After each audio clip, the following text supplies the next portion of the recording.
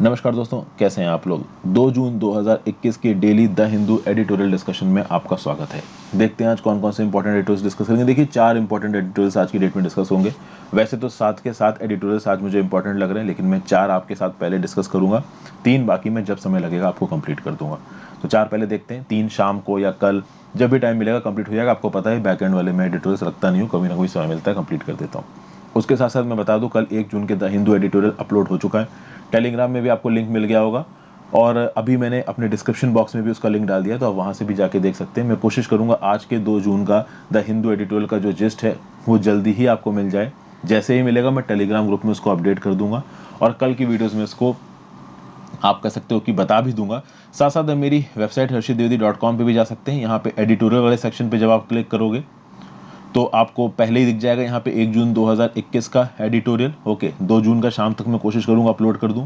उसके साथ साथ अगर वन लाइनर वाला जो डेली आर्टिकल अपलोड होता है उसको आप यहाँ पे 1 जून 2021 वाले कॉलम में देख सकते हैं जाके, ठीक है। और साथ साथ एक डेली न्यूज़ अपलोड होगी। अभी डेली न्यूज़ में जो प्रेजेंट लिंक्स हैं इनको कहीं ना कहीं आप इग्नोर कर सकते हो, अभी यहाँ पे आर्टिकल्स ऑर्गेनाइज नहीं है। तो आज 2 जून से जो डेली न्यूज़ एनालिसिस यहाँ पे बटन अपलोड होगा उस पर क्लिक करके आप कहीं ना कहीं डेली न्यूज़ एनालिसिस भी देख सकते हैं। तो 3 आर्टिकल्स अभी के लिए मैं आपसे कहूँगा कि आपको अच्छे मिलेंगे। एक में एडिटोरियल्स का जिस्ट होगा, एक में वन लाइनर वाली जो न्यूज़ होती है उनका जिस्ट होगा, और एक में कहीं ना कहीं यूपीएससी से रिलेटेड जो इंपॉर्टेंट न्यूज़ है, पीसीएस से रिलेटेड, और यूपीएससी वाली न्यूज़ हर एग्जाम के लिए इंपॉर्टेंट है। तो 3 आर्टिकल्स में कोशिश करूंगा कि बहुत होलिस्टिक वे में आपको अवेलेबल कराऊं। अब उन 3 आर्टिकल्स का इंटरनल लेआउट कैसा होगा वो मैं धीरे धीरे करके इवॉल्व करता रहूंगा, बट ये 3 आर्टिकल्स जिससे आपकी करंट अफेयर्स होलिस्टिकली तैयार हो जाए, आपको कोई भी और चीज़ पढ़ने की जरूरत ना पड़े, इस बात को मैं यहाँ पे इंश्योर करूंगा। अगर आपको कोई इंप्रूवमेंट चाहिए तो आप नीचे कमेंट बॉक्स में बता सकते हो। वैसे भी आप लोग काफ़ी प्यार दे रहे हो इस इनिशिएटिव को, so thank you for that. शुरू करते हैं अपने पहले आर्टिकल से, टेन्योर्स रिवाइवल। यहाँ पे बात की जा रही है creating jobs and boosting income. Basically यहाँ पे एनएसओ का जो डाटा आया है चौथे क्वार्टर का, तीसरे क्वार्टर का, ठीक है, पिछले क्वार्टर से उसका डिस्कशन है। देखिए इसके बारे में कुछ इन्फॉर्मेशन मैंने कल के करंट अफेयर्स डिस्कशन में डिस्कस की थी, ठीक है ना। यहाँ पे बस यही बताया गया है कि अभी जो रिसेंटली एनएसओ के एस्टिमेट्स आए हैं वो ये बता रहे हैं कि जो इंडियन इकोनॉमी है 2020-21 में वो केवल 7.3% से गिरेगी। पहले बोला गया था 8% से गिरेगी, और कुछ एक दो और सेक्टर के बारे में जानकारी देके रखी गई। इस प्रकार की इन्फॉर्मेशन समय समय पर रिलीज होती रहती है, तो जो भी इंपॉर्टेंट है मैं बता दूंगा, बहुत डिटेल में नहीं देखना उस आर्टिकल को। कोविड डिप्लोमेसी 2.0 मैं बोलूंगा this is one of the most important articles today. एक ये कोविड डिप्लोमेसी 2.0 वाला आर्टिकल, और एक breaking the cycle of child labour is in India's hand. ये 2 आर्टिकल्स काफी इंपॉर्टेंट हैं। इन दोनों आर्टिकल्स में स्टैटिस्टिक्स भी अच्छे हैं, और तीनों आर्टिकल्स में आपको एग्जाम पर्पसेस से बहुत सारी इंफॉर्मेशन मिलेगी, मैं ये आपको बताऊंगा। फिर चाइना की 1 चाइल्ड पॉलिसी और 2 चाइल्ड और 3 चाइल्ड पॉलिसी को लेके मैंने अलग से जीके की न्यूज़ डिस्कस नहीं की थी, तो वो पर्टिकुलर न्यूज़ यहाँ पे डिस्कस हो जाएगी। तो ये 4 आर्टिकल्स इस पर्टिकुलर वीडियो में डिस्कस होंगे। बाकी जो 3 बचे हुए आर्टिकल्स हैं इनको मैं एक अलग वीडियो में बनाऊंगा, जहाँ पे एक एफडीआई इन्फ्लोज पे है, एक वॉर ऑन ट्रांसपेरेंसी है, और एक इकोनॉमिक टूल किट को लेकर। तो ये 3 अलग से डिस्कस होंगे। अभी के लिए ये 4 आर्टिकल हम लोग देखेंगे। आगे बढ़ने से पहले वीडियो पे लाइक का बटन, चैनल को शेयर और सब्सक्राइब कर दीजिए, ज्वाइन बटन दबा के हेल्प कर सकते हैं, इंस्टा पे फॉलो कर लीजिए, जो भी मैसेजेस है भेज दीजिए, समय लगा तो उनके ऊपर वीडियोस बनाऊंगा। और टेलीग्राम ग्रुप ज्वाइन कर लीजिए, वहाँ पे जो भी इंपॉर्टेंट लिंक्स, जो भी इंपॉर्टेंट करंट अफेयर्स की पीडीएफ, ठीक है, मेरे लेक्चर्स के नोटिफिकेशन सब आपको टेलीग्राम ग्रुप में रेगुलरली मिल जाएंगे। तो शुरुआत करते हैं। Covid diplomacy 2.0, a different order of tasks. Indian diplomacy have to handle the fallout of vaccine collapse and bioresearch regulations. क्या बोला जा रहा है? देखिए प्रधानमंत्री मोदी जी ने बुद्ध पूर्णिमा वाले दिन एक स्टेटमेंट दिया कि भाई आगे आने वाले समय में जो दुनिया है ना, वो समय को 2 हिसाब से सेग्रीगेट करेगी, एक प्री कोविड, एक पोस्ट कोविड। ये बात बिल्कुल सही है। कहीं ना कहीं कोविड-19 ने हमारे जीने का तरीका ही बदल दिया है। हर कंट्री में रेगुलेशंस, कोई भी चीज़, चाहे धर्म से रिलेटेड हो, चाहे आपके जॉब से रिलेटेड हो, चाहे आपके बिजनेस से रिलेटेड हो, चाहे आपके डेली मर्रा से रिलेटेड हो, हर चीज़ बदल गई है कोविड में। तो अब 2 सेग्रीगेशंस बन गए यहाँ पे, एक प्री कोविड, एक पोस्ट कोविड। कोविड से पहले क्या था और कोविड के बाद क्या था। और ये बात कहीं ना कहीं डिप्लोमेसी में भी सेट बैठती है। फॉर एग्जाम्पल, अभी कोविड से पहले आप कह सकते हो जो डिप्लोमेसी थी, और कोविड के बाद जो डिप्लोमेसी है वो बदल गई है। इनफैक्ट कोविड के दौरान की ही अगर आप बात करो तो उसमें भी डिप्लोमेसी में चेंजेस नजर आ रहे हैं। 2020 में जब पैंडेमिक की पहली वेव फैल रही थी, तब इंडिया कोविड-19 की वैक्सीन के एक्सपोर्ट्स को कोऑर्डिनेट कर रहा था। इस बारे में बातचीत हो रही थी कि जब कोविड-19 की वैक्सीन का अप्रूवल मिल जाएगा तो कैसे उसको फॉरेन कंट्रीज में एक्सपोर्ट किया जाएगा, कैसे वंदे भारत मिशन की फ्लाइट चला के हम लोग फंसे हुए इंडियंस को बाहर के देशों से इंडिया में वापस लेके आएंगे, कैसे वैक्सीन मैत्री प्रोग्राम के अंदर हम अपनी वैक्सीन को दुनिया भर में एक्सपोर्ट करेंगे। ठीक है, लेकिन अब जो कोविड डिप्लोमेसी 2.0 आई है वो बिल्कुल ही अलग हो गई है। तो पहली वेव ऑफ इन्फेक्शन में डिप्लोमेसी कैसी हो रही थी कोविड की, कि इंडिया से कितनी वैक्सीन को बाहर भेजनी है, कितनी इंडिया में देनी है, कैसे फंसे हुए इंडियंस को वापस इंडिया में लेके आना है। और अब कोविड डिप्लोमेसी 2.0 में क्या हो रहा है कि भैया हम अपने ही लोगों को वैक्सीनेशन दे दें तो ही वही बहुत है। अब हमारी बनाई हुई वैक्सीन बाहर जाना तो दूर है, हमारे जयशंकर साहब यूएस गए हैं ताकि वहां की कंपनियों की वैक्सीन को हम इंडिया में ला सकें। हालात इतने ज़्यादा बिगड़ गए हैं, और ये हालात सिर्फ वैक्सीन के रिस्पेक्ट में नहीं बिगड़े हैं भाई, ऑक्सीजन की शॉर्टेज हुई है यहाँ पे। आप देखिए, हज़ारों की लोगों की जान कुछ हफ्तों के टाइम पीरियड में गई है। अकेले दिल्ली में अप्रैल के आखिरी हफ्ते में 3,000 लोग मर गए, ज़्यादातर ऑक्सीजन टैंक, ऑक्सीजन सिलेंडर्स और कंसंट्रेटर्स की कमी की वजह से। और बहुत सारे यहाँ जो लोग मरे हैं ना, वो डिप्लोमेटिक कम्युनिटी के थे, दिल्ली की डिप्लोमेटिक कम्युनिटी के, ठीक है ना, सचिवालय, आईएएस, सीनियर आप कह सकते हो मिनिस्टर्स वगैरह, इनकी भी यहाँ पे मौतें हुई हैं। ऐसा नहीं है कि इनके पास कोई रिसोर्सेज की कमी थी, प्रॉब्लम ये हो गई कि वो जो पर्टिकुलर रिसोर्स था ऑक्सीजन टैंक, वो उस समय कहीं अवेलेबल ही नहीं था। अरे बेड मिल जाएगा बट ऑक्सीजन टैंक तो चाहिए ना, आपको सांस लेनी है, हॉस्पिटल में है ही नहीं, क्या करोगे। और ऐसे बहुत से लोगों की जान गई है, छोटे मोटे नहीं, बड़े बड़े लोगों की बात करिए यहाँ पे। तो अब इस रिस्पेक्ट में मिनिस्ट्री ऑफ एक्सटर्नल अफेयर्स में कहीं ना कहीं अपनी पूरी हैंडलिंग के तरीके को यहाँ पे बदला, बदलने की जरूरत है। अब आप बाकी देशों की मदद करना तो दूर, पहले अपना ही देख लो, वही बड़ी प्रॉब्लम है। फिर फर्स्ट फेज में हम लोग रामदेसिविर और फेविपिराविर को यूनाइटेड स्टेट्स और रशिया से मंगाने की कोशिश कर रहे थे। अब कहीं ना कहीं रामदेसिविर और फेविपिराविर पे फोकस कम जा रहा है। रामदेसिविर के बारे में मैंने कुछ दिन पहले एक वीडियो बनाई थी जहां पे मैंने आपको बताया था कि रामदेसिविर के सेंट्रल एलोकेशन को केंद्र सरकार ने कम कर दिया है, और रामदेसिविर को अब तक डब्ल्यूएचओ ने अप्रूव भी नहीं किया है। जो सॉलिडेरिटी ट्रायल्स हुए थे डब्ल्यूएचओ के, वहां पे रामदेसिविर को अप्रूवल नहीं मिला था। ये अलग बात है कि food and drug administration of USA ने रामदेसिविर को अप्रूवल दे दिया है।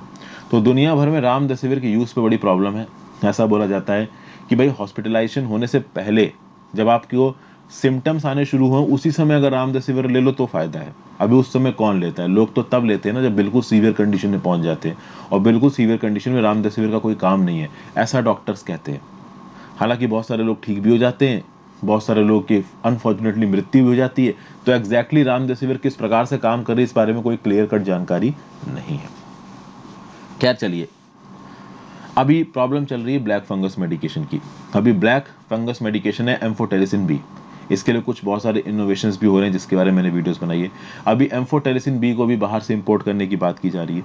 तो जब हमारे देश में कमी पड़ती है, कहीं ना कहीं मिनिस्ट्री ऑफ एक्सटर्नल अफेयर्स जैसे तैसे करके कुछ ना कुछ समय में चीज़ों को इम्पोर्ट कर ही लेते हैं। लेकिन अब यहाँ पे अगर बात की जाए 2021 की, और 2021 के बाद अगर आप बात करो 2022 की, ये 2021 का जो बचा हुआ साल है, अभी हम लोग जून में पहुंच गए हैं, आज 2 जून है, और 2 जून से लेकर दिसंबर तक की बात कर लें, और अगर 2020 तक सिचुएशन जाती है तो जो सबसे बड़ा फोकस रहेगा सरकार का वो क्या है, शॉर्टेज ऑफ वैक्सीन। हमारे देश में वैक्सीन की कमी है, और ये वैक्सीन की कमी आई क्यों? कमी इसलिए आई क्योंकि सरकार एडवांस में उस लेवल का प्लान नहीं कर पाई। एक्चुअली सरकार ने प्लानिंग की, बट किसी ने भी ये एक्सपेक्ट नहीं किया था कि इतनी भयंकर सेकेंड वेव आ जाएगी कोरोना वायरस की। तो सारे प्लान फेल करके रख दिए सेकेंड वेव ने। तो कहीं ना कहीं सरकार यहाँ पे प्लानिंग में फेल हुई, और सरकार ने प्रोक्योरमेंट ऑर्डर सही समय पे प्लेस नहीं किए। अगर सही समय पे प्लेस किए होते तो वैक्सीन इंडिया में अंदर होती इस समय पे, ठीक है। प्लस आप देखो कि कहीं ना कहीं मिनिस्ट्री ऑफ एक्सटर्नल अफेयर्स जनवरी से लेके अप्रैल इस साल तक वैक्सीन को एक्सपोर्ट करने पे फोकस डाल रही थी, इंपोर्ट करने पे नहीं, ठीक है ना। कहीं ना कहीं हमारे जो इंटरनेशनल कमिटमेंट्स थे बहुत ज़्यादा हो गए थे। हमने भूटान को, बांग्लादेश को, मालदीव्स को, नेपाल को, ऐसी बहुत सी कंट्रीज़ को बहुत सारी वैक्सीन प्रॉमिस कर दी थी। और जब अब वैक्सीन देने की बारी आ रही है, हमारे पास अब वैक्सीन बची नहीं है, हमारे खुद के लिए नहीं बची, हम बाहर को क्या देंगे। तो मजबूरी में हमारे एक्सटर्नल अफेयर्स मिनिस्टर जयशंकर साहब अभी रिसेंटली में बहुत इमरजेंसी बेसिस पे वो वाशिंगटन गए, और वाशिंगटन जाके वो बहुत अलग अलग प्रकार से वैक्सीन का जुगाड़ कर रहे हैं। इमीडिएट बेसिस पे एस्ट्राजेनेका और स्पुतनिक 5 की वैक्सीन को इंडिया में इंपोर्ट करने की कोशिश कराई जा रही है। लेकिन एस्ट्राजेनेका और स्पुतनिक 5 की वैक्सीन का जो प्रोटेक्शन प्रोसेस है ना, प्रोडक्शन प्रोसेस है, वो काफ़ी हद तक आप कह सकते हो कि स्ट्रेन्ड है। इंडिया में serum institute of India AstraZeneca की कोविशील्ड वैक्सीन को बना रहा है। दुनिया में जहां जहां पे एस्ट्राजेनेका इस वैक्सीन को बनवा रहा है, उस वैक्सीन के ऑर्डर्स पहले ही प्लेस हो चुके हैं। इंडिया के पास आने के लिए वैक्सीन अभी अवेलेबल है ही नहीं। चाइना वाली वैक्सीन हम मान नहीं सकते, ऑब्वियसली बात है, चाइना के साथ हमारे टेंशन चल रहे हैं और हमें मांगनी भी नहीं चाहिए। जो साइनोफार्म वैक्सीन है चाइना की, अगर हमको यही मांगने पे आ जाए तो हम बिल्कुल ही यहाँ पे लाचार नजर आएंगे। बट अगर बाकी वैक्सीन की बात की जाए तो एस्ट्राजेनेका और स्पुतनिक 5 यहाँ पे अवेलेबल है नहीं। तो अभी भारत सरकार किससे ऊपर रिलाई कर रही है? अभी भारत सरकार यूएसए के ऊपर रिलाई कर रही है। यूएसए से क्या चाहती है भारत सरकार? पहली चीज भारत सरकार जो यूएसए से चाहती है, एस्ट्राजेनेका वैक्सीन का एक बहुत बड़ा स्टॉक पाइल, एक बहुत बड़ा आप कह सकते हो कि स्टॉक पड़ा हुआ है यूएसए के पास। अभी के लिए यूएसए उस स्टॉक को यूज नहीं कर रहा है, तो इंडिया चाहता है कि यूएस वो स्टॉक इंडिया को प्रोवाइड कर दे, पहली चीज। दूसरा, बहुत सारे ऐसे वैक्सीन इंग्रेडिएंट्स हैं जो कि अलग अलग वैक्सीन को बनाने में यूज होते हैं। एस्ट्राजेनेका की वैक्सीन को बनाने में, कोवैक्सीन को बनाने में, और भी बहुत सी वैक्सीन आने वाले समय में कोरोना वायरस की होंगी, जिनको बनाने वाले जो वैक्सीन इंग्रेडिएंट्स हैं वो यूएस से आते हैं। बट बहुत सारे ऐसे वैक्सीन इंग्रेडिएंट्स के एक्सपोर्ट पे यूएस ने रोक लगा दी है। कहीं ना कहीं इंडिया उस रोक को हटाना चाहता है, थोड़ा थोड़ा करके हटाया भी जा रहा है। इंडिया चाहता है कि फाइजर, मॉडर्ना और जॉनसन एंड जॉनसन की वैक्सीन इंडिया में बनने लगे। कहीं ना कहीं जॉनसन एंड जॉनसन की वैक्सीन इंडिया में बनेगी, कब बनेगी इस बात पे क्लैरिटी नहीं है। अभी यूएस एस्ट्राजेनेका के जो स्टॉक है वो इंडिया को क्यों नहीं भेज रहा है? ऑब्वियस बात है, यूएस का अपना एक इंटरनल प्रोसीजर है, उनका जो food and drug administration department है, कहीं ना कहीं वैक्सीन डिस्ट्रीब्यूशन वो करवाता है। वो लोग खुद देख रहे हैं कि उनके यहाँ पे वैक्सीनेशन के टारगेट्स किस प्रकार से पूरे हो रहे हैं, नहीं हो रहे हैं। तो एक बार एफडीए डिपार्टमेंट जब ये बात यूएसए को बोल देगा कि ठीक है भाई, अब आप वैक्सीन एक्सपोर्ट कर सकते हो इंडिया को, तो वैक्सीन एक्सपोर्ट कर दी जाएगी। बहरहाल ऑब्वियस सी बात है, यूएसए पहले अपने देश के लोगों को देखेगा, फिर इंडिया को देखेगा। इंडिया में क्या हो रहा था कि पहले बाहर के देश को देख रहे थे, फिर अपने को देख रहे थे। अब तो ये हालात तो यहाँ पे आनी ही थी।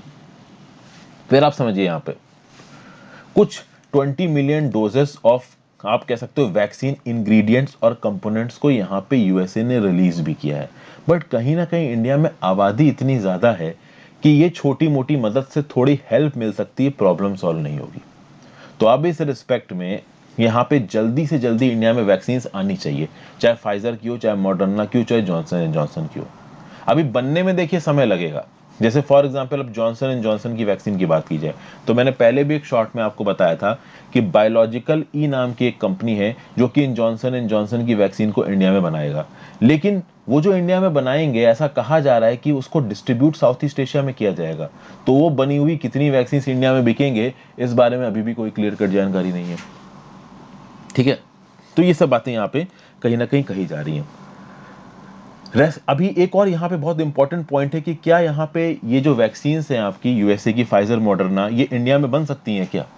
और अगर इंडिया में बिकेंगी भी तो ये कंपनीज क्या यहाँ पे कंडीशंस लगा रही हैं इंडिया के ऊपर? ये जो यूएस कंपनी है, पता है क्या बोल रही है? ये मांग रही है इंडेमनिटी वेवर, पहली चीज। दूसरी चीज ये मांग रही है emergency use authorisation prior to supplying. मतलब कि फाइजर और मॉडर्ना की कंपनी अगर अपनी वैक्सीन इंडिया को बेचेंगी, वो बड़ी खुशी से बेचेंगी, उनको तो पैसा मिल रहा है, वो तो बेचेंगी बेचेंगी। अरे ये कंपनी जब अपनी वैक्सीन बनाती है ना, वो इंडिया जैसे लोगों को कंसीडर ही नहीं करती, इंडिया के लोगों को, क्योंकि उनके हिसाब से हम लोग चिल्लर हैं, हम लोग उनकी वैक्सीन के दाम दे ही नहीं पाएंगे भाई। कुछ ऊपर का तबका दे पाएगा, नीचे वाले लोग दे ही नहीं पाएंगे। मतलब ज्यादातर तो हमारे यहाँ पे एवरेज अर्निंग लोग ही हैं, वो कहाँ एक 2,000 या 2,500 या 3,000 की वैक्सीन को लगाना सपोज करेंगे। तो यहाँ पे बोला क्या जा रहा है कि ये जो फाइजर मॉडर्ना की कंपनीज है, क्या बोल रही हैं? पहले हमको इंडेमनिटी वेवर दो। इंडेमनिटी का वेवर मतलब क्या हो गया कि मान लो कल की डेट इनकी वैक्सीन इंडिया में लगाई जाती है लोगों को, और लोग में एक दो लोगों को डेथ हो जाती है, तो ऐसे केसेस में क्या इन कंपनीज को कोर्ट में घसीटा जा सकता है? तो अगर इंडेमनिटी वेवर होगा तो इन कंपनीज को कोर्ट में नहीं घसीटा जा सकता। वैक्सीन में हमेशा एक रिस्क होता है, अगर वो आपकी वैक्सीन आपकी बॉडी में आई, आपकी बॉडी उस वैक्सीन को एक्सेप्ट नहीं कर पाई, तो अनफॉर्चुनेट मृत्यु हो सकती है। हर वैक्सीन में इस प्रकार के इंस्टेंसेस देखे गए। तो इंडेमनिटी वेवर मांग रही कंपनीज, मतलब कि अगर इनकी वैक्सीन लगाने चलते किसी की मृत्यु होती है, ये कंपनीज रिस्पॉन्सिबल नहीं है, पहली चीज। दूसरी चीज, इमरजेंसी यूज ऑथराइजेशन। इनको सप्लाई करने से पहले इंडिया में इन कंपनीज की वैक्सीन को इमरजेंसी यूज ऑथराइजेशन दो। अब प्रॉब्लम ये है कि इमरजेंसी यूज ऑथराइजेशन दोगे तो आपको प्रिंसिपल से बैक ट्रैक करना पड़ेगा। यहाँ पे क्या प्रिंसिपल है? प्रिंसिपल है ब्रिजिंग ट्रायल्स। एक्चुअली होता यह है कि फाइजर और मॉडर्ना जैसी वैक्सीन के ट्रायल इंडिया के लोगों के ऊपर हुए नहीं है।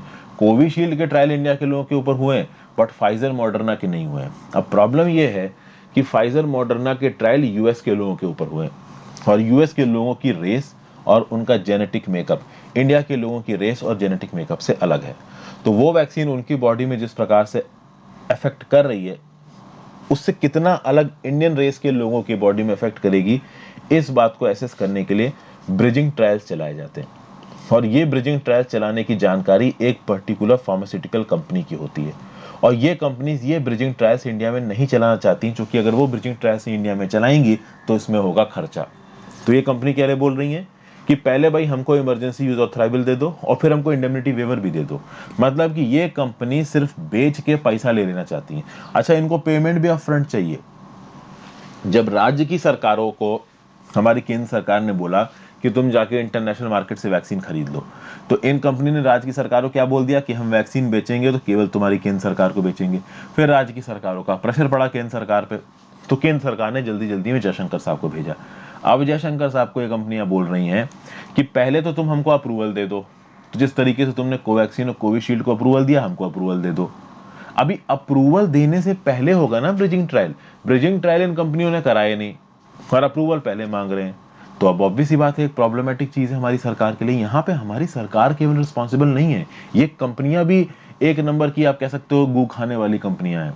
अब देखो क्या हालात है, तुम ब्रिजिंग ट्रायल तक नहीं कराना चाह रहे हो इंडिया में, तुम सीधे सीधे चाहते हो कि तुमको अप्रूवल मिल जाए, तुम वैक्सीन बेच दो, तुमको इंडेमनिटी वेवर भी मिल जाए। मतलब कि कल की डेट में इंडिया में किसी की मृत्यु हो जाती तुम्हारी वैक्सीन से, तो तुमको रिस्पॉन्सिबल भी नहीं ठहराया जाए। मतलब चित भी अपनी है, पट भी अपनी है, तुम लोग अपना निपटो।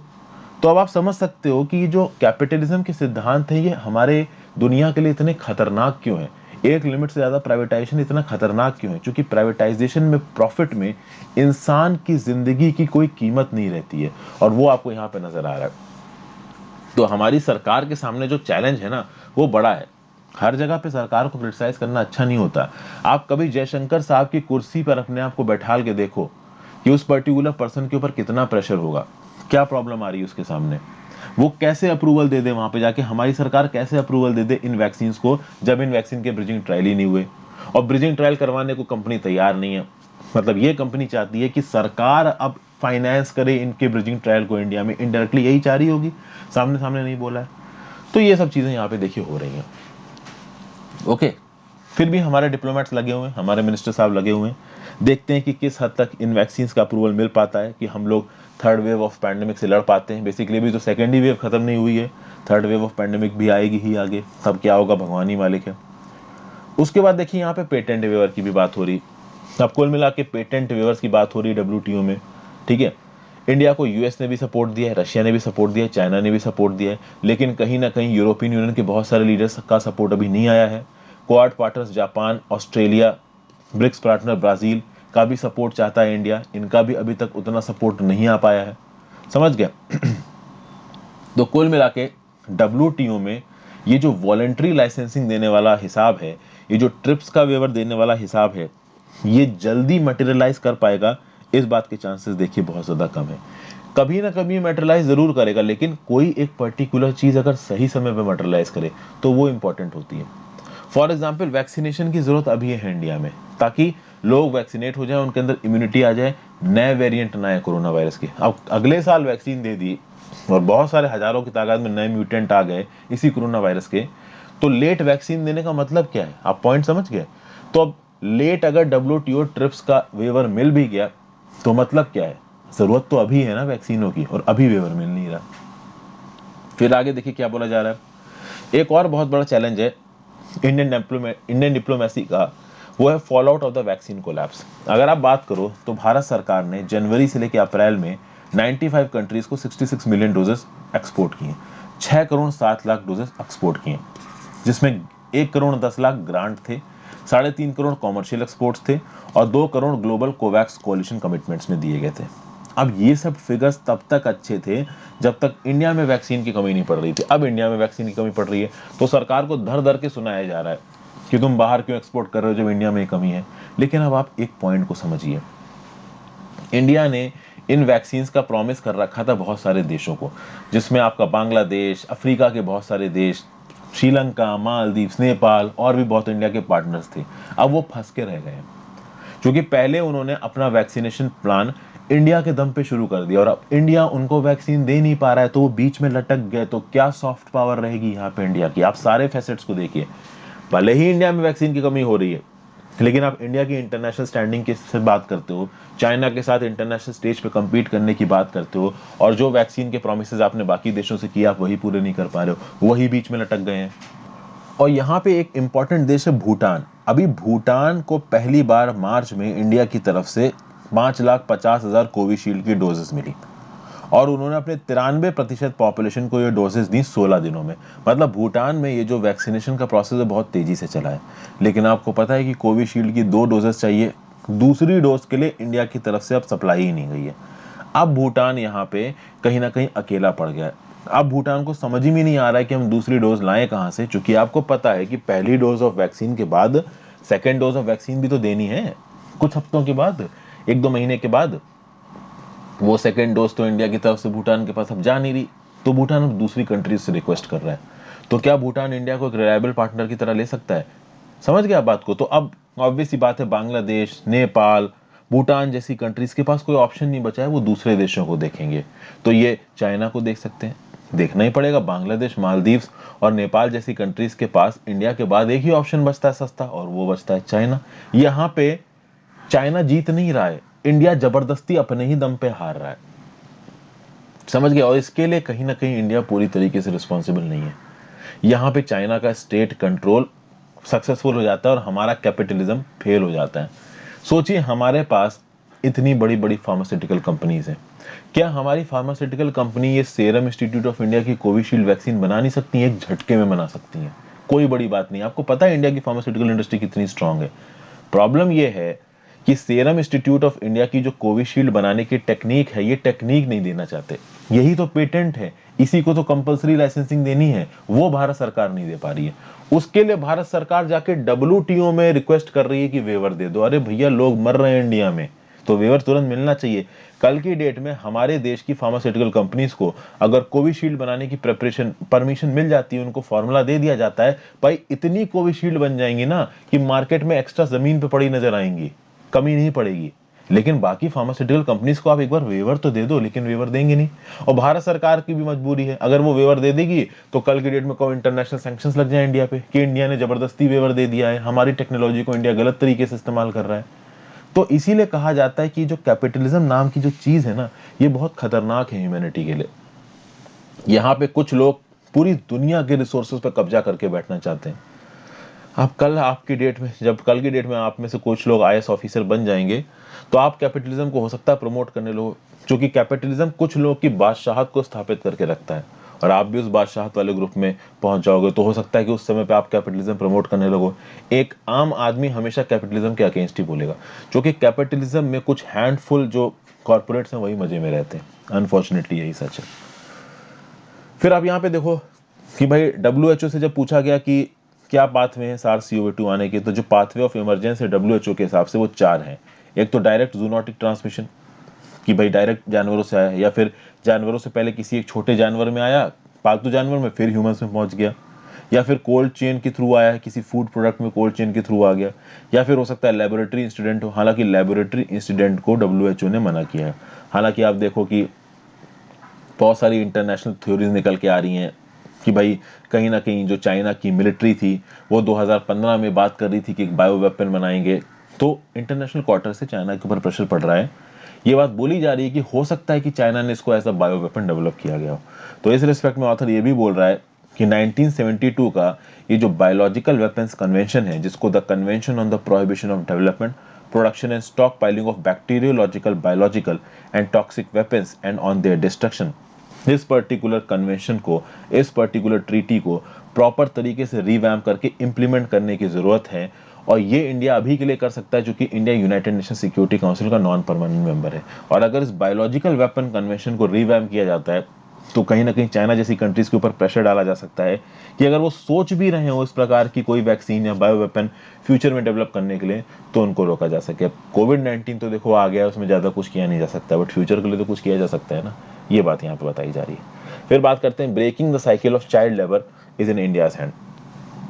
Though the pandemic has amplified its contributing factors, policy and pragmatic interventions can save children. देखिए, कोविड 19 का एग्जैक्टली क्या इम्पैक्ट है चाइल्ड लेबर पे, इसके बारे में अभी भी कुछ कह पाना मुश्किल है, क्योंकि कहीं ना कहीं पेरेंट्स के पास जॉब नहीं है, तो बच्चे उनकी पैसा कमाने में मदद कर रहे हैं, और स्कूल बंद हैं तो बच्चे स्कूल जा भी नहीं पा रहे हैं। तो कुल मिला के पहले जो चाइल्ड लेबर की परेशानियां थी हमारे देश में, वो परेशानियां अब कम नहीं हुई हैं, अब बढ़ गई हैं। कुछ यहाँ पे स्टैटिस्टिक्स दिए गए हैं। वर्ल्ड घुस रहा है in the third decade of 21 century, यानी 2021 से लेकर 2030 तक, ये तीसरा दशक है आपकी 21वीं शताब्दी का। और आप देखोगे कि 152 million children around the world, 15 crore से ज्यादा बच्चे पूरी दुनिया में चाइल्ड लेबर से सफर कर रहे हैं, जिसमें से 7 करोड़ 30 लाख हैजार्डस वर्क में चाइल्ड लेबर कर रहे हैं। एक गवर्नमेंट ऑफ इंडिया का सर्वे है, एनएसएस रिपोर्ट 585 2017-18, ये सजेस्ट करता है कि 95% of the children in the age group of 6 to 13 are attending educational institutions. ठीक है भाई, 6 से 13 साल के एज ग्रुप के जो भी बच्चे हैं इंडिया में, उनमें 95% एजुकेशनल इंस्टीट्यूशंस में जा रहे हैं, चाहे वो फॉर्मल हो चाहे वो इनफॉर्मल हो। इनफॉर्मल एजुकेशन इंस्टीट्यूशंस में मदरसाज आ गए कहीं ना कहीं, हालांकि मदरसाज फॉर्मल कैटेगरी में आते हैं, बट इनफॉर्मल में मतलब कि एक ऐसी जगह, कोई ऐसा स्कूल का इंस्टीट्यूशन जिसको सरकार से कहीं ना कहीं अप्रूवल नहीं मिला है, बट फिर भी बच्चों को कुछ ना कुछ पढ़ा रहा है। इस प्रकार के इनफॉर्मल एजुकेशनल इंस्टीट्यूशंस गांव के इलाकों में और रिलीजियस माइनॉरिटीज में बहुत ज्यादा एग्जिस्टेंट होते हैं। फिर आप देखोगे कि यही जो फिगर है, मतलब कि number of children in the age group attending educational institutions, ये 14 से 17 साल के एज ग्रुप में 79.6% हो जाते हैं। मतलब 14 से 17 साल के जो बच्चे हैं इंडिया में, उसमें से 79.6% बच्चे कहीं ना कहीं स्कूल एजुकेशन इंस्टीट्यूशंस को अटेंड कर रहे हैं।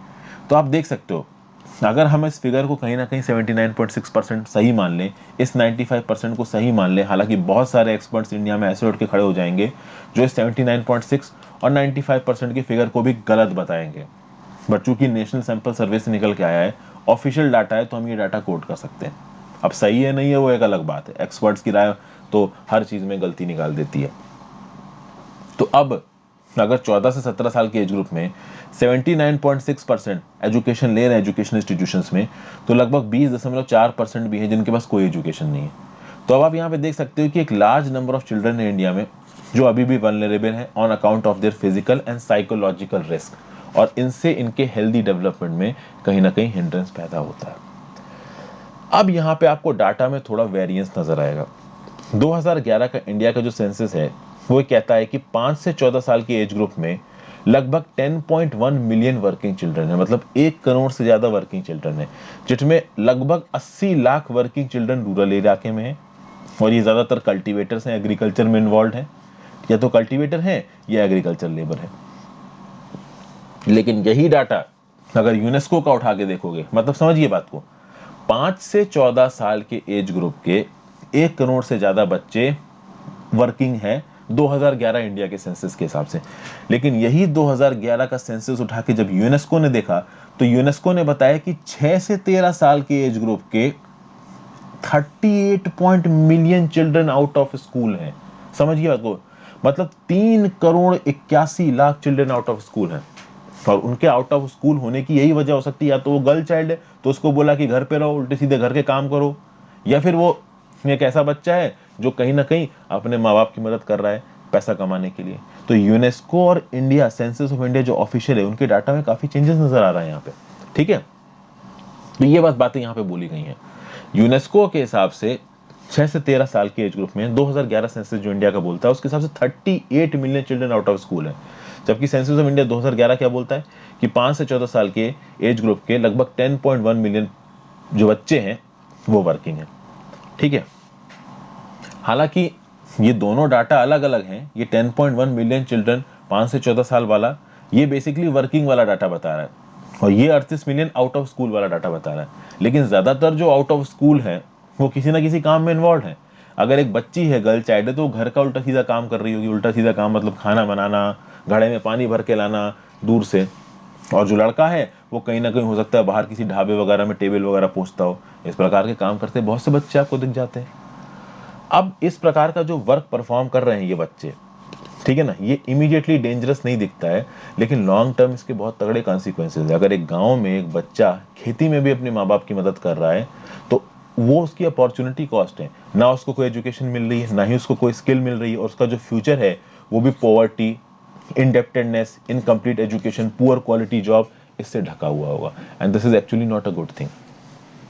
ठीक है, मतलब यहाँ पे ये जो चाइल्ड लेबर वाला हमारे यहाँ पे आप कह सकते हो कि क्राइम सा चल रहा है, एक प्रकार का क्राइम ही है, इसको यहाँ पे बंद करना बहुत ज़्यादा ज़रूरी है।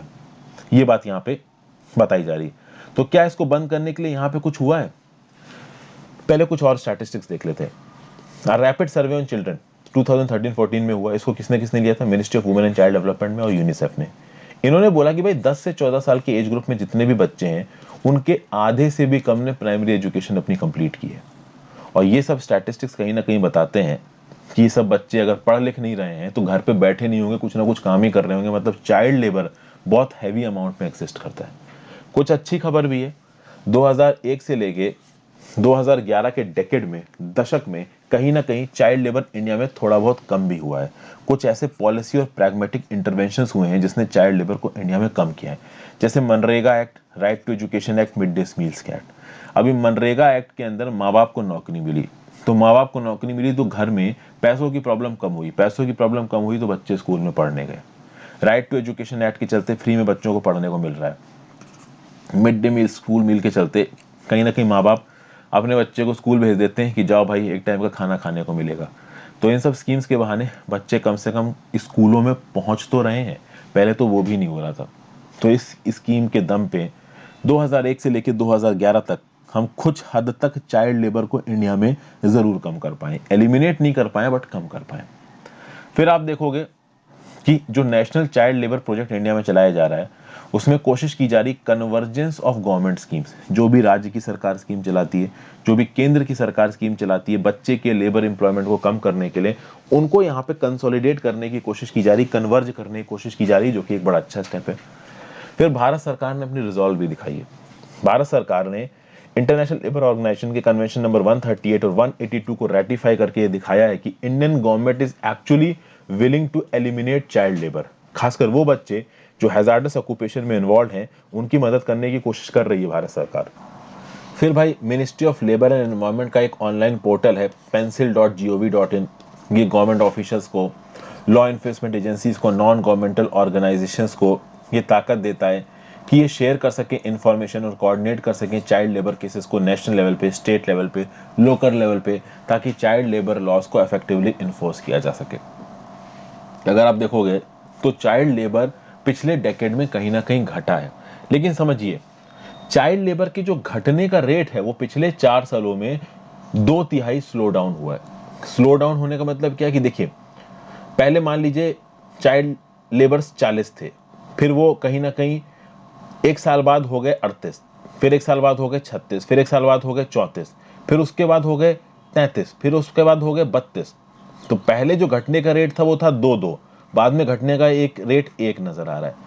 तो कहने का मतलब है कि पिछले 10 सालों में चाइल्ड लेबर कम हुआ है, लेकिन पिछले 4 सालों में चाइल्ड लेबर के कम होने का जो रेट है वो 2/3 कम हुआ है। तो ये कुछ पॉजिटिव और निगेटिव ट्रेंड्स हैं जिनको यहाँ पे प्रॉपर तरीके से डेसिफर करने की जरूरत है और उसके हिसाब से एक कोहेरेंट पॉलिसी रिस्पॉन्स लाने की जरूरत है। फिर एशिया में ये जो लॉकडाउन हुआ, इकोनॉमिक कॉन्ट्रैक्शन हुआ पैंडेमिक के चलते, उसके चलते देखिए अलग अलग एंटरप्राइजेस की और वर्कर्स की इनकम तो गिरी ही है, और खासकर वो लोग जो इनफॉर्मल इकोनॉमी में, उनकी कमाई बहुत ज़्यादा गिरी है। फिर आप देखोगे कि बहुत सारे माइग्रेंट वर्कर्स लौट के अपने गाँव में चले गए, उनके सामने अपनी खुद की सोशो इकोनॉमिक चैलेंजेस हैं।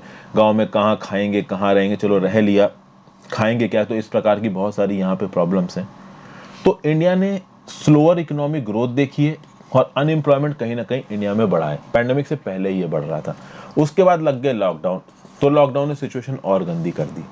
तो कुल मिला के आप यहाँ पे देखोगे कि एलिमिनेटिंग चाइल्ड लेबर को एलिमिनेट करने में जितने भी गेन्स इंडिया लेके आया था वो सब कहीं ना कहीं बैक ट्रैक हो गए। मतलब कोविड से पहले पिछले 10 सालों में हमने जो भी प्रोग्रेस करी थी चाइल्ड लेबर को कम करने की, वो प्रोग्रेस हमको कहीं ना कहीं ब्रेक डाउन होती दिख रही है इस कोविड पेंडेमिक के बाद, चूंकि यहाँ पे चाइल्ड लेबर बहुत ज्यादा बढ़ने के आसार लग रहे हैं। इकोनॉमिक इनसिक्योरिटी है, सोशल प्रैक्टिशन की कमी है, हाउस होल्ड इनकम्स गिरी हैं, तो ऑब्वियस सी बात है पुअर हाउस होल्ड के जो बच्चे हैं वो बाहर निकल के माँ बाप की मदद करेंगे पैसा कमाने में। अभी वो माँ बाप की मदद करेंगे पैसा कमाने में तो वो क्या ही पढ़ाई करेंगे, ये आप अच्छे तरीके से समझ सकते हैं। अब कितने बच्चे यहाँ पे आउट ऑफ एजुकेशन हो गए हैं, कितने यहाँ पे चाइल्ड लेबर में इन्वॉल्व हो गए हैं, इसके बारे में इमीडिएट डाटा अभी हमारे सामने अवेलेबल है नहीं। ये इमीडिएट डाटा धीरे धीरे करके आगे फ्यूचर में आएगा, जब भी आएगा तब पता चलेगा। हालांकि इस डाटा को आने में 2-3 साल लग जाएंगे। एक मेजॉरिटी बेसिस पे हम कह सकते हैं कि ये डेफिनेटली ट्रेंड है। फिर आप देखोगे स्कूल बंद है तो डायरेक्ट डिस्टेंस लर्निंग चल रही है। अभी डिस्टेंस लर्निंग चलते जो डिजिटल गैप है उसका फायदा कुछ लोग उठा पा रहे हैं, कुछ लोग नहीं उठा पा रहे हैं। तो डिजिटल डिवाइड से हमको आगे आने वाले समय में बहुत समय तक लड़ना पड़ेगा। चीज़ें थोड़ी इंप्रूव भी हुई हैं, जैसे कि नेशनल सैंपल सर्वे की रिपोर्ट नंबर 585 देखिए, जिसका टाइटल है house hold social consumption on education in India. ये बोलती है कि 2017-18 में 24% ऑफ इंडियन हाउस होल्ड्स में इंटरनेट की फैसिलिटी थी, जिसमें से 15% ऑफ रूरल हाउस होल्ड्स में इंटरनेट की फैसिलिटी थी और 42% ऑफ अर्बन हाउस होल्ड्स में। मतलब 2017-18 में देश में जितने भी हाउस होल्ड्स हैं उसमें 24% के पास इंटरनेट है, रूरल एरिया में 15% के पास है और कहीं ना कहीं अर्बन एरियाज में 42% के पास है। लेकिन अगर आप annual status of educational report 2020 का सर्वे देखो तो ये बोला गया है कि भाई पैंडेमिक के बाद अक्टूबर 2020 को अगर रेफरेंस पीरियड रखा जाए तो डिजिटल मोड ऑफ एजुकेशन से जितने भी बच्चे इनरोल्ड थे एजुकेशन में, लगभग 1/3 को किसी ना किसी प्रकार का लर्निंग मटेरियल मिला है। मतलब कि अब यहाँ पे एसर रिपोर्ट ये तो बहुत ज़्यादा नहीं बता रही कि इंटरनेट कनेक्टिविटी क्या है, कितनी है, बट ये ज़रूर बता रही है कि भाई अक्टूबर 2020 में कोविड-19 की पैंडेमिक के समय पे जो भी डिजिटल लर्निंग या एजुकेशन प्रोवाइड की जा रही थी, जितने भी लोग एजुकेशन में इनरोल्ड थे, 33% को किसी ना किसी प्रकार का लर्निंग आउटकम मिला है। मतलब हो सकता है कि ये जो 33% है ये किसी प्रकार से एक इंटरनेट कनेक्शन को मैनेज कर पाए हो। अगर 2017-18 के 24% से कंपेयर करें तो कहीं ना कहीं 33% एक इम्प्रूवमेंट ही नजर आ रहा है। हालांकि इंडिया इतना गरीब है कि ये छोटे छोटे चिल्लर इंप्रूवमेंट्स भी कहीं ना कहीं हमको बहुत ज़्यादा लगते हैं, जबकि ये बहुत ज़्यादा है नहीं, हमें और भी बहुत कुछ करने की ज़रूरत है। तो चैलेंजेस हमारे सामने बहुत सिग्निफिकेंट है, बहुत बड़े हैं। अलग अलग स्टेक होल्डर्स का कमिटमेंट चाहिए, right mix of policy and pragmatic interventions चाहिए, स्ट्रेटेजिक पार्टनरशिप और कोलैबोरेशन चाहिए गवर्नमेंट के बीच में, नौकरी देने वालों के बीच में, चाइल्ड लेबर फैमिलीज के बीच में, ट्रेड यूनियंस के बीच में, कम्युनिटी बेस्ड ऑर्गेनाइजेशंस के बीच में, जिसमें सेल्फ हेल्प ग्रुप, इस प्रकार की चीज़ें आ जाती हैं। तो ये सब बातें यहाँ पे देखिए बोली गई हैं। जो सस्टेनेबल डेवलपमेंट गोल है 8.7, जिसमें चाइल्ड लेबर को एलिमिनेट करने की बात की गई है in all it forms by 2025, अगर इंडिया को किसी भी प्रकार से ये पूरा करना है तो भाई कोरोना के पैंडेमिक से इंड्यूस्ड लॉकडाउन के चलते जो लोग चाइल्ड लेबर में मिल गए हैं उनके लिए सीधे सीधे कुछ करना पड़ेगा। ठीक है, ये सब बातें देखिए यहाँ पे बोली जा रही है। ये जो आर्टिकल लिखा है ये डैगमर वॉल्टर जी ने लिखा है। ये डायरेक्टर है इंटरनेशनल लेबर ऑर्गेनाइजेशन के इंडिया कंट्री ऑफिस के, इसलिए जो पॉइंट्स इन्होंने यहाँ पे बताए हैं काफी अच्छे लगे। मैं बोलूंगा this was one of the most important articles of today's editorial. फिर नेक्स्ट बात करते हैं when two is too little, China's demographic intervention had unintended social economic consequences. क्या बातें बताई जा रही हैं यहाँ पे। ये न्यूज कुछ दिन पहले बहुत न्यूज में थी, बहुत सारे यूट्यूब चैनल्स ने इसको कवर किया था, आपने देखी ही होगी। अगर आप बात करो तो 1979 में 6 years after abandoning one child policy of China's Communist Party has introduced a 3-child policy। मतलब 1979 में चाइना अपनी 1 child policy लेके आया था, 2015 में चाइना लेके आया 2 child policy और 2021 में चाइना लेके आ रहा है 3 child policy। मतलब एक कपल चाइना में 3 बच्चे पैदा कर सकता है। क्यों लेके आई जा रही है? क्योंकि सब बुढ़े ही बचेंगे चाइना में अगर नए बच्चे पैदा नहीं होंगे। समझ गया बात को? देखिए सिंपल समझिए, 2 माँ बाप उनका एक बच्चा, तो समय के साथ वो जो 2 माँ बाप है वो बूढ़े हो जाएंगे, एक बच्चा जवान हो जाएगा। समझ गए? तो बच्चे जो जवान हो रहे हैं वो कम है, बूढ़े हैं वो ज्यादा हो रहे हैं, तो डेमोग्राफिक डिविडेंड तो वही हो जाएगा ना, डिस्टर्ब हो ही जाएगा। तो पहले हुआ कि 2 पेरेंट्स 2 बच्चों पैदा करेंगे, अब ये 2 बच्चे जवान होंगे और 2 पेरेंट्स बूढ़े होंगे, तो कहीं ना कहीं बैलेंस होगा। लेकिन हर पेरेंट 2 बच्चे पैदा नहीं कर रहे, तो 3 बच्चे वाला नियम कानून लेके आया गया। मतलब आगे आने वाले समय में चाइना में यंग लोगों की कमी ना पड़ जाए, इस बात की बड़ी चिंता हो गई चाइना की कम्युनिस्ट पार्टी की। इसलिए चाइना की कम्युनिस्ट पार्टी के पॉलिट ब्यूरो ने बोला 31 मई को कि हम 3 चाइल्ड पॉलिसी यहाँ पे लेके आ रहे हैं, जिससे चाइना के पॉपुलेशन स्ट्रक्चर को लेके आएंगे, एजिंग पॉपुलेशन की प्रॉब्लम को हटाएंगे, कंट्री की ह्यूमन रिसोर्स एडवांटेजेस को बनाए रखेंगे।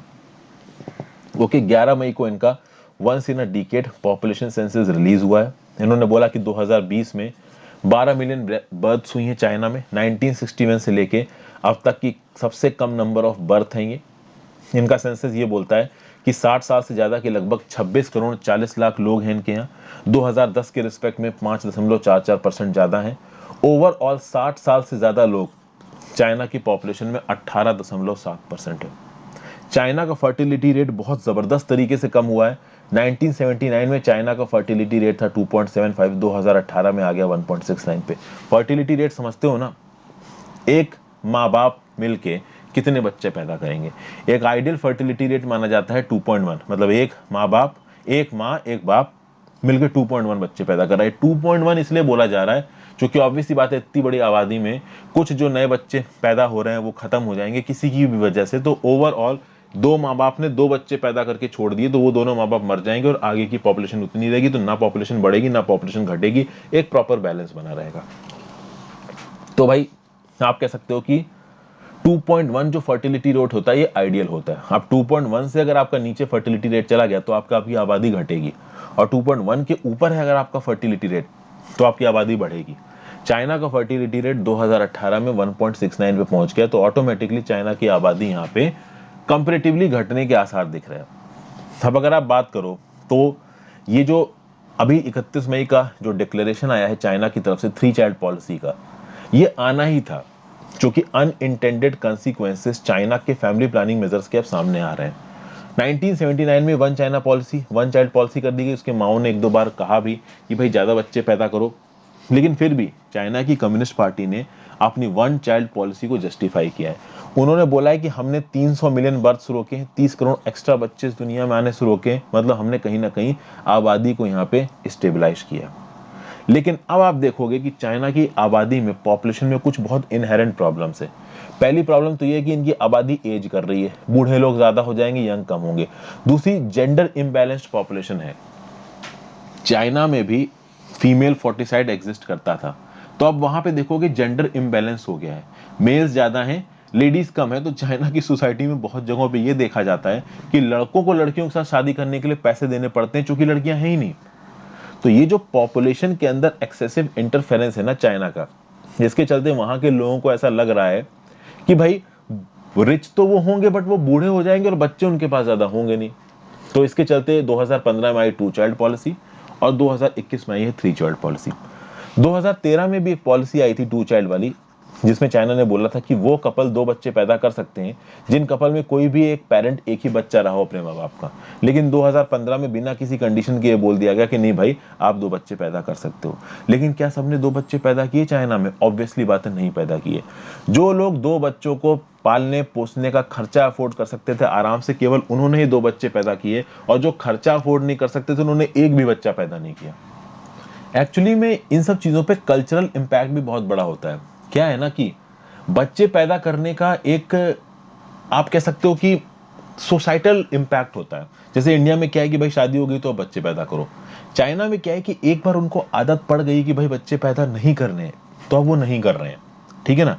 अब उनके बच्चे पैदा करने का डिसीजन बहुत हद तक इकोनॉमी पे बेस्ड है। तो पैसा कमा रहे हैं तो करेंगे, नहीं कमा रहे हैं तो नहीं करेंगे। तो अब यहाँ पे चाइना ने 3 चाइल्ड पॉलिसी कर दी, और चाइना की सरकार इस बात को भी कहीं ना कहीं रिकॉग्नाइज कर रही है कि उनको चाइल्ड रियरिंग कॉस्ट घटानी पड़ेगी। सिर्फ बर्थ कोटा इंट्रोड्यूस करने से कुछ नहीं होने वाला है।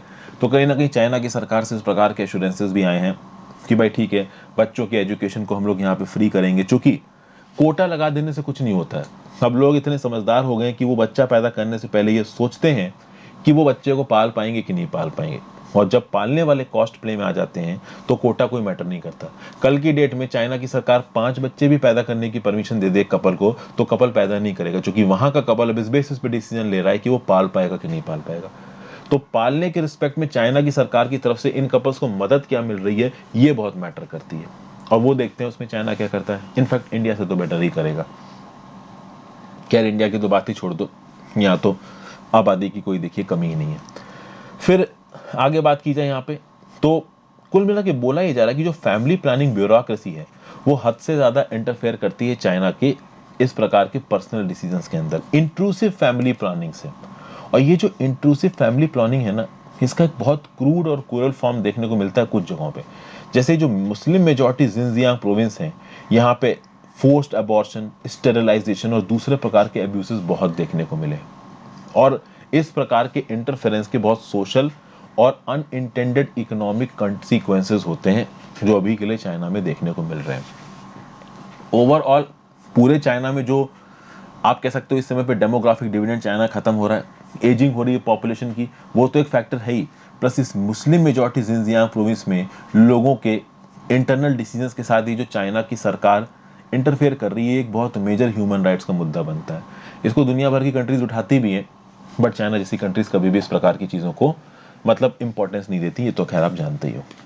फिर फाइनल चलते हैं अपने आखिरी आर्टिकल पे, tenuous revival creating jobs and boosting incomes along with vaccination can sustain the economy. इसमें देखिए ज़्यादा कुछ नहीं बताया गया है। हमारा जो नेशनल स्टैटिस्टिकल ऑर्गेनाइजेशन है उसने कुछ फिगर्स दिए हैं यहाँ पे। जनवरी से लेके मार्च का जो क्वार्टर है 2021 वाला, जिसको आप बोल सकते हो last fourth quarter of 2021 financial year, यहाँ पे 1.6% की ग्रोथ हुई है। फिर अक्टूबर नवंबर दिसंबर वाला जो क्वार्टर था 2020 का, ठीक है, तो अक्टूबर 2020 से दिसंबर 2020, ये 2020-21 फाइनेंशियल ईयर है, इस क्वार्टर में ग्रोथ हुई थी 0.5%, फाइनल क्वार्टर में ग्रोथ हुई 1.6%। ओवरऑल जो 2020 की इंडिया की इकोनॉमी है 2020-21 की, वो 7.3% से घटी है। पहले प्रोजेक्शन था कि 8% से घटी है, अब प्रोजेक्शन है कि 7.3% से घटी है। तो ये जो फैक्टर है ये यहाँ बताया गया है, ये मैंने आपको कल भी बताया था। फिर देखिए क्या बताया जा रहा है, there was a 3.7% growth in fourth quarter gross value added. Gross value added का कंसेप्ट कल की वीडियो में डिस्कस किया है, रमेश सिंह की वीडियो में डिस्कस किया है, वहां पे जाके देखिए, ठीक है। तो भाई 3.7% ग्रोथ हुआ है चौथे क्वार्टर के ग्रॉस वैल्यू एडेड में, with all but 2 of the economy's 8 broad sectors posting expansion. मतलब जो 8 ब्रॉड सेक्टर्स हैं इंडियन इकोनॉमी के, उसमें 2 छोड़ के बाकी सब कहीं ना कहीं चौथे क्वार्टर ऑफ 2021 में बढ़े हैं। मतलब जनवरी 2021 से लेके मार्च 2021 में बढ़े हैं। 3 महीने का एक क्वार्टर होता है और एक साल में 4 क्वार्टर होते हैं, तो 12 महीने का एक साल होता है, ये बात आपको पता है। फिर माइनिंग और क्वेरिंग आप अगर देखो तो 5.7% से घटी चौथे क्वार्टर में, और trade, hotel, transport, communication and broadcasting ये 2.3% से घटी। तो अभी ये जो आप कह सकते हो कम्युनिकेशन वाली इंडस्ट्री है ये कहीं ना कहीं इंपैक्टेड है, सर्विस इंडस्ट्री नहीं खुल पाई है, टूरिज्म इंडस्ट्री अभी भी यहाँ पे पैंडेमिक के इंपैक्ट के अंदर है, ठीक है। लेकिन आप देखोगे कि एग्रीकल्चर, फॉरेस्ट्री, फिशिंग और यूटिलिटी सर्विसेज, इन्होंने कहीं ना कहीं पूरे ईयर में ग्रोथ दिखाई है। तो एग्रीकल्चर, फॉरेस्ट्री एंड फिशिंग और यूटिलिटी सर्विसेज ये 2 ऐसे सेक्टर्स हैं जहां पे आप कह सकते हो कि हमें ग्रोथ देखने को मिली है। फिर अगर हम बात करें एक्सपेंडिचर साइड की, तो on the expenditure side private consumption expenditure appeared to have rebounded to the growth for first time in 4 quarters, posting an expansion of 2.7% that moderated the full year contraction to 9.1%। Expenditure side में private consumption expenditure मतलब मेरे जैसे और आपके जैसे लोग जब market से जाके कुछ खरीदते हैं, इसको प्राइवेट कंजम्पशन स्पेंडिंग बोला गया है।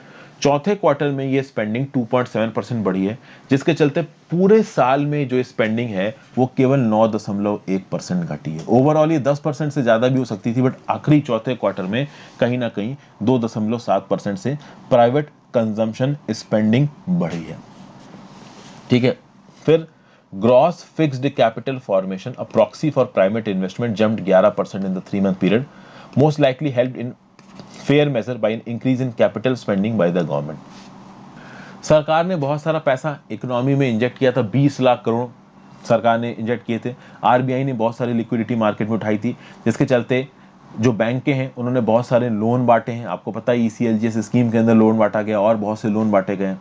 तो इन लोन के चलते बहुत सारे बिजनेसेस ने पैसा इन्वेस्ट किया मार्केट में, जिसके चलते ऐसा कहा जा रहा है कि ग्रॉस फिक्स्ड कैपिटल फॉर्मेशन कहीं ना कहीं बढ़ा है, चूंकि सरकार ने मार्केट में बहुत सारा पैसा इंजेक्ट किया, ठीक है। लेकिन अब आप देखोगे कि मार्च में चीजें बदलने लगी 2021 में, क्योंकि कोविड-19 के इन्फेक्शन बढ़ रहे हैं। आप समझिए, manufacturing GVA appeared to have gained some traction in the last quarter, following a return to growth in September-December period after 5 straight quarters of contraction।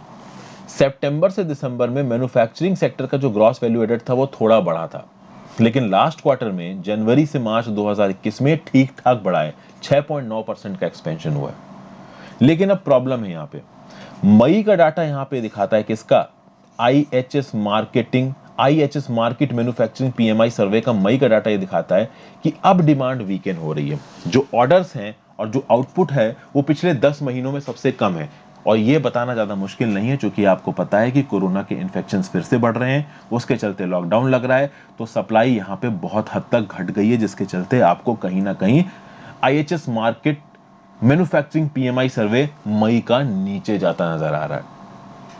ठीक है, फिर यहां पे बात की जाए फिजिकल 2021 की provisional estimates for private consumption expenditure. Okay, overall अगर आप देखो तो provisional estimates for private consumption expenditure ये ओवरऑल GDP के 50% से ज्यादा होता है। ये जो एक्सपेंडिचर फिगर निकल के आ रहा है 2020-21 का, ये 75.6 लाख करोड़ है। ये पिछले 3 सालों में सबसे ज्यादा कम है। मतलब ओवरऑल GDP में 50% से ज्यादा GDP तो केवल आपकी प्राइवेट कंजम्पशन स्पेंडिंग की होती है, जो कि 2020-21 में कम ही होगी। कोरोना के लॉकडाउन के चलते लोगों की जेब में कम पैसा था, वो थी 75.6 लाख करोड़, जो कि पिछले 3 सालों में सबसे ज्यादा कम है। ओके, और रेफिनिटिव Ipsos primary consumer sentiment index है जो मई का, उसने ये बोला है कि अप्रैल 2021 से जो कंज्यूमर कॉन्फिडेंस है वो 6.3 परसेंटेज पॉइंट कम हो गया है। क्यों कम हुआ है? क्योंकि फिर से कोरोना का लॉकडाउन आ रहा है, जॉब लॉसेस हो रहे हैं, पर्सनल फाइनेंशियल कंडीशंस लोगों की खराब हो रही है। मई 2021 में जो अनएम्प्लॉयमेंट है वो 1 ईयर हाई पे पहुंच गया है 11.9% पे CMIE के डाटा के हिसाब से। ओके, और इन सब चीजों को सॉल्व कौन कर सकता है? तो एक ही चीज सॉल्व हो सकती है कि nation wide vaccination roll out बहुत तेजी से हो, डायरेक्ट जॉब्स लोगों को मिले, लोगों की जेब में इनकम आए, इकोनॉमी फिर से कहीं ना कहीं रिसेशन में ना चली जाए। रिसेशन में तो नहीं जाएगी, लेकिन यहाँ पे सीधी सीधी बात यह है कि चीजों को जल्दी से जल्दी सॉल्व करने का एक ही तरीका है। तरीका यह है कि वैक्सीनेशन बहुत तेजी से लाओ। जब वैक्सीनेशन तेजी से आएगा, लोगों के अंदर इम्यूनिटी आएगी, इकोनॉमी खिलेगी, अपने आप चीजें सही हो जाएंगी। जब तक ये लॉकडाउन लगे हैं, जब तक ये कोरोना एग्जिस्ट कर रहा है, जब तक ये सेकेंड वेव, आगे थर्ड वेव, फोर्थ वेव आएगी, तब तक बहुत ज्यादा प्रॉब्लम है। तो आई होप आपको चीजें कहीं ना कहीं यूजफुल लगी हो दोस्तों। Thank you for watching. थोड़ा लंबा हो गया एडिटोरियल और थोड़ा लेट हो गया, थोड़ा बियर करिए। Have a great day, good bye.